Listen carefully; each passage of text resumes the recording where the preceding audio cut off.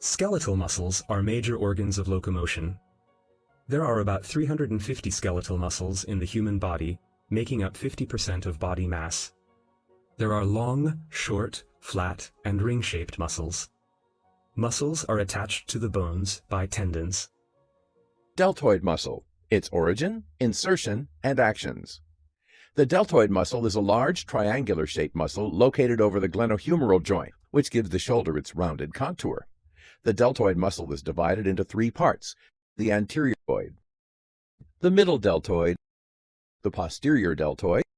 The posterior deltoid originates proximal attachment from the spine of the scapula. Next, the middle deltoid originates from the acromion. Finally, the anterior deltoid originates from the lateral third of the clavicle. The deltoid inserts distal attachment at the deltoid tuberosity of the humerus. We can see that its innervation comes from the axillary nerve C5-C6. The primary action of the deltoid muscle is shoulder abduction beyond the first 15 degrees. The initial 15 degrees are carried out by the supraspinatus. The posterior part of the deltoid takes part in shoulder extension,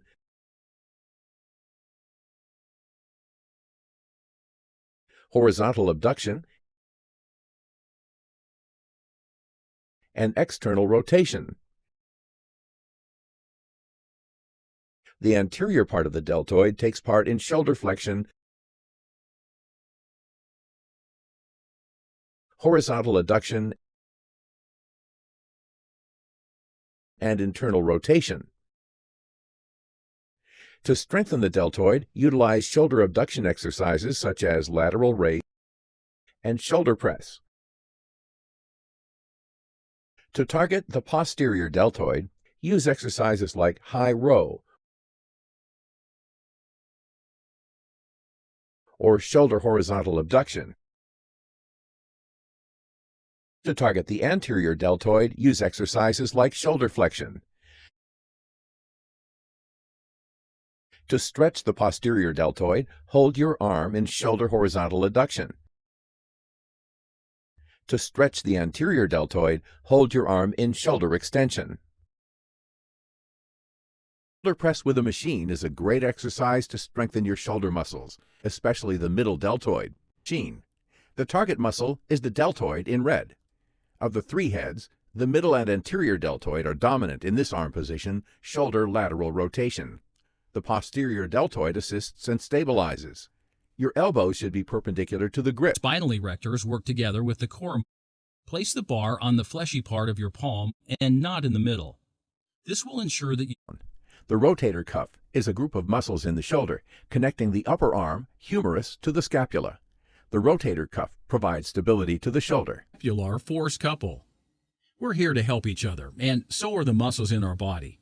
In this video, we examine scapular movement during shoulder abduction. The scapula hangs from the clavicle and is connected by the shoulder joint to the humerus. Now we'll add the deltoid and supraspinatus muscles. Contracting these muscles adducts the arm.